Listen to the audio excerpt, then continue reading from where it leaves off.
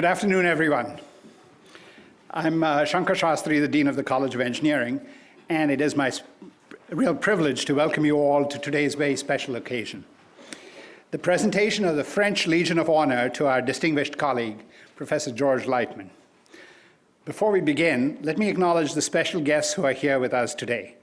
Joining us in this tribute to Professor Lightman are his wife, Nancy, and several members of his family. I saw Joseph here, as well as friends and colleagues who have traveled a great distance to be here.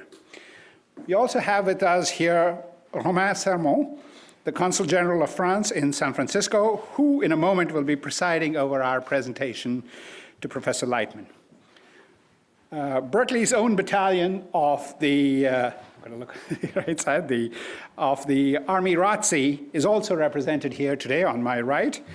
The ROTC commander, Lieutenant Colonel Stephen Soor, will also speak to us briefly. He's here on the front row. In addition, we are joined by several of our graduate students who are affiliated with the École Polytechnique, the highly prestigious French institution of higher learning in science and engineering. And by the way, their uniforms were FedExed all the way from the École Polytechnique, and they got through customs.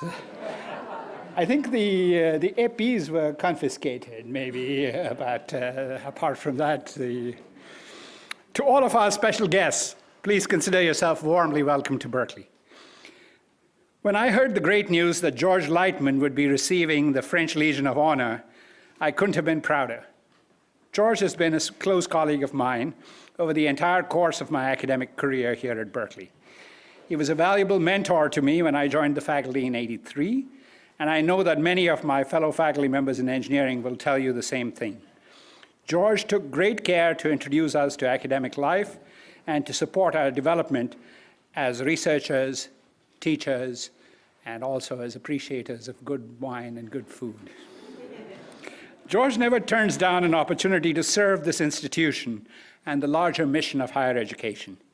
He has chosen to spend what others may be consider to be their retirement years, serving as a senior member of the College of Engineering's leadership team, for many years as Associate Dean for International Relations, and now also as a special advisor to the campus. We continue to turn to George for his wise counsel on matters relating to global academic partnerships.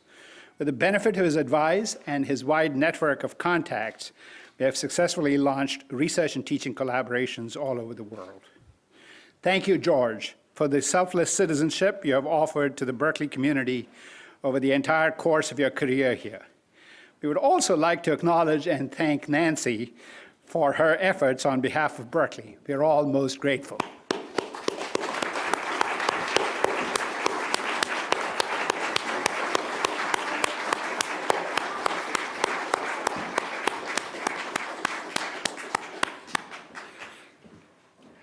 As our other speakers offer their respects to Professor Lightman, no doubt you will hear a recurring emphasis on service, whether to the Berkeley campus, to higher education, or to the democratic values we hold in common as a people. Let me now invite our Executive Vice Chancellor and Provost, George Breslauer, to speak on behalf of the Berkeley campus. George.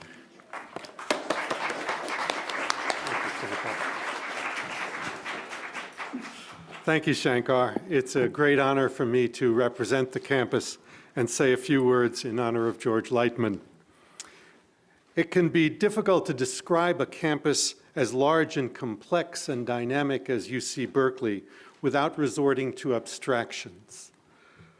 Berkeley is the world's preeminent public institution of higher learning. It is a global university intent on preparing students from all backgrounds for innovation and leadership. Berkeley is known especially for its commitment to public service, its conviction that a passion for the greater good can work wonders. These abstractions are brought to life, are concretized in individuals such as George Leitmann. In his long career here at Berkeley, he has shaped the campus in ways that will be felt for generations to come. As Shankar mentioned, he has offered his mentorship to younger professors. He has forged ties with academic partners all over the world. And most notably, he has brought international attention to Berkeley for his scholarly contributions to the field of optimal control theory, which investigates the stabilization of uncertain systems. His foundational research in control theory has led to technological advances in aerospace, robotics, energy systems, and other areas. Professor Lightman's awards include the Louis E. Levy Medal from the Franklin Institute, the Rufus Oldenburger Medal from the American Society of Mechanical Engineers, and the Richard E. Bellman Control Heritage Award from the American Automatic Control Council. And of course, he has been a member of the prestigious National Academy of Engineering since 1982.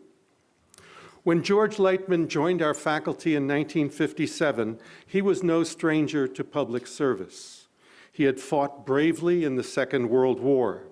Remarkably, as an Austrian-born young man who had emigrated to the United States and then returned to European soil to fight for democratic values and stop the scourge of fascism.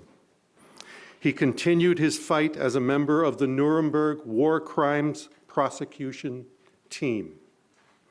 In presenting George Leitmann with the Legion of Honor, the people of France are expressing their deep gratitude for his service to the French Republic. At the same time, this honor recognizes Professor Lightman's commitment to the values of an open society, as practiced here in the United States and at Berkeley as well. We are very proud of you, George. We are very proud of you, Professor Lightman, and honored to take part in this tribute.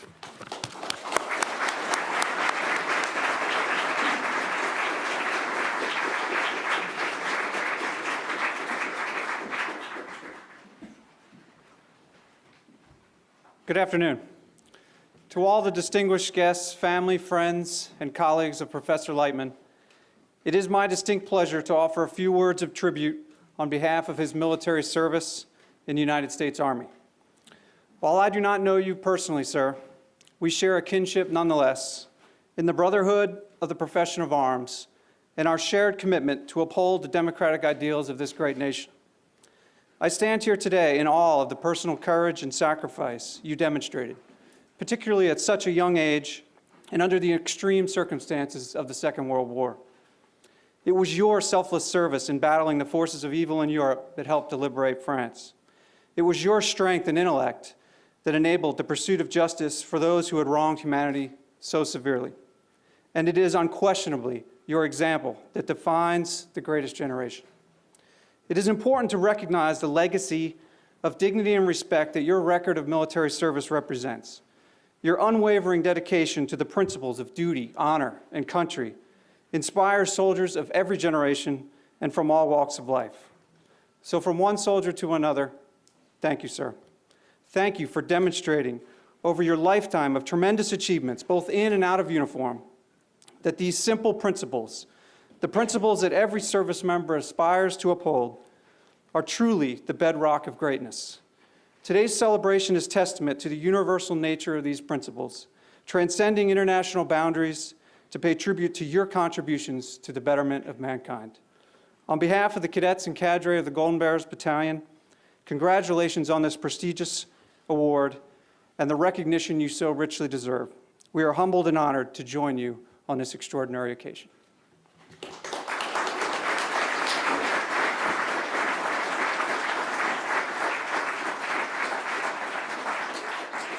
And now for the award ceremony, let me introduce the Consul General.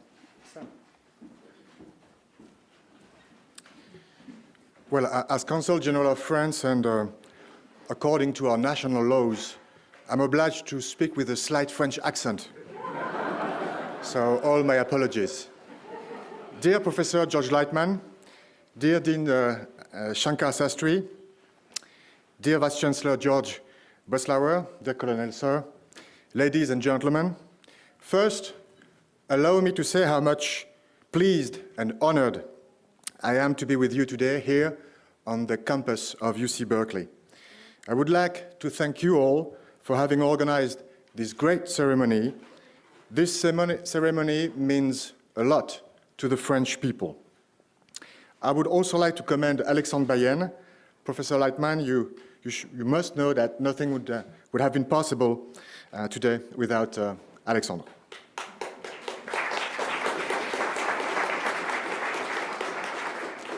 Today, we are celebrating a hero whose courage, faith, and dedication contributed more than 60 years ago to defend and to preserve the independence of France and to save our common values: freedom, justice, tolerance, and democracy. And I would like to extend this tribute today to all your fellow soldiers during World War II, and especially all those who did not make it back to their country and to their families. George Leitmann, you were born on May the 24th, 1925, in Vienna, Austria. At the age of 12, you left your native Austria for the United States. After you graduated high school in New York, you volunteered for engineering training in the US Army in February 1944. You were just 18 years old. You joined the 286th Combat Engineer Battalion. You were called up for service in preparation for the upcoming invasion of Europe.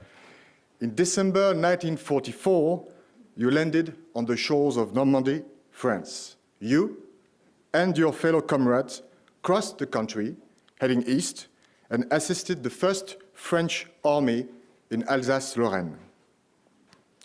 Serving in the Reconnaissance Unit, you participated in the liberation of Colmar in February 1945. Then, you joined the 7th US Army in Sarreguemines. You took part in the assault on this occupied city, and then you crossed the Rhine River and invaded Nazi Germany. In April 1945, you took part in the liberation of the Lemberg concentration camp in Dachau. You saw hell with your own eyes. After the war, you were recruited by the Counterintelligence Corps. You joined the Nuremberg War Crimes Tribunal team as an interrogator for the prosecution. Thanks to you, justice prevailed. Back to America, you engaged in a brilliant and unique academic and scientific career in the University of Berkeley, the most prestigious public institution of higher education in the world. And you never stopped maintaining close scientific and academic cooperation between France and the United States. Dear George Leitmann, you did all of this far, far away from your home, from your beloved family, from your friends. You are a hero. Your great family, thinking about Nancy and Joseph, and all your friends here can be proud, very proud of you. It's really difficult for me, if not impossible, to imagine how much courage and bravery it must have required to land in France and to save, as you did, France and Europe from hell. Courage and bravery are precisely the qualities that Emperor Napoleon, wanted to reward while creating the Legion of Honor in 1802. Your courage and your bravery are precisely the reasons why the President of the French Republic, President François Hollande, has decided to award you the highest French recognition. More than 60 years ago, you and your fellow American soldiers came to rescue people you didn't even know. But you can be sure that those people have not forgotten. Their children and their grandchildren, I'm one of them, have not forgotten. France will never forget. We, the French people, we know exactly what we owe to the American people, to the US Army, to the US Navy, to the US Air Force, to the US Marines, and to you personally. Thanks to you, people of my generation were allowed to grow up in a free country. So on this note, allow me to quote from the French president, who said at the occasion of the 65th anniversary of D-Day, I quote, "In France, there are many white crosses where lie some of your comrades who did not return to the United States. Know that their memory is cherished by all the people of France. The sacrifice made by you and your comrades was not in vain. If I am here before you, it's because men like you did their duty." End of quote. So for your role in the liberation of France and as recognition of your career and your dedication to the French-American scientific partnership, I will now make you Knight of the Order of the Legion of Honor as ordered by the President.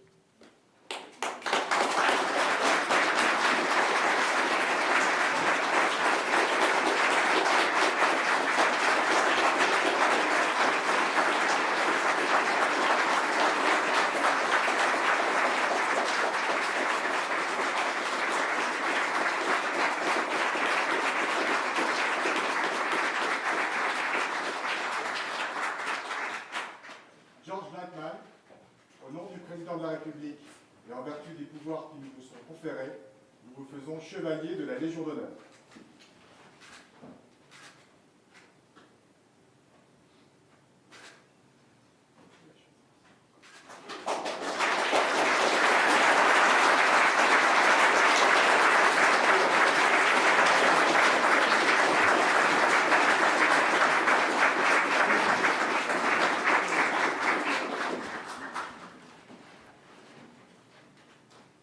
Consul General Sermon, Vice Chancellor Breslauer, Dean Sastry, and where's the Colonel? Colonel Sir. Friends and colleagues, as you will see, I did not prepare a speech, but there are things on my heart which I would like to briefly tell you. I am tremendously grateful, and I would like to convey these heartfelt thanks to President Hollande, who, as the Grand Master of the Légion d'honneur, has granted me what I can only consider to be le plus grand honneur de ma vie. I thank our four speakers who so graciously honored me with their words and who were so kind and especially generous in their words. I thank Dean Sastry for sponsoring this reception, and Jane Anderson and Don Kramer, and of course, my dear friend and colleague, Alex Bayan. He told me to pronounce it that way. For the splendid way in which you did the onerous task of planning this event and carrying it out so splendidly. You know, on occasions like this, I become ever more keenly aware of what I really owe my family, who are represented here today by son Joseph, daughter Elaine, granddaughter Sasha. Where's Sasha? Thank God, Sasha, there she is, who is here on behalf of the other grandchildren and one great-grandchild. And of course, my dear wife, Nancy, whose love and caring has inspired and sustained me for 60 years. She is not only that, but she is also the family's premier Francophile. Her undergraduate major was French, and during that very difficult post-war period, as a member of the French club of her college, she organized and oversaw care package and book collection drives for France. And to this day, and she looked through her papers this morning, she is still very, very proud to have received, almost 70 years ago now, a Cross of Lorraine and a thank you letter from General de Gaulle. On concluding her graduate studies in Romance languages, she spent 1 year on the staff of a lycée in Troyes, where friendships between French people and her, and then later on with me, began and continue to this very day. She's in constant touch with the surviving members of this group. The oldest one just turned 94, as a matter of fact, and she was from Troyes. It is because of that that I take the liberty of dedicating this high honor to Nancy.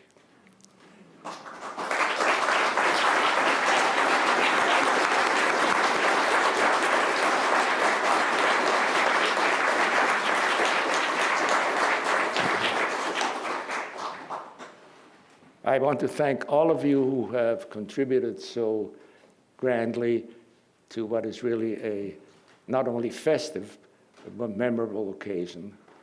And all of you who are here this afternoon, and every seat seems to be taken, honor me so greatly with your presence. Thank you, thank you, thank you.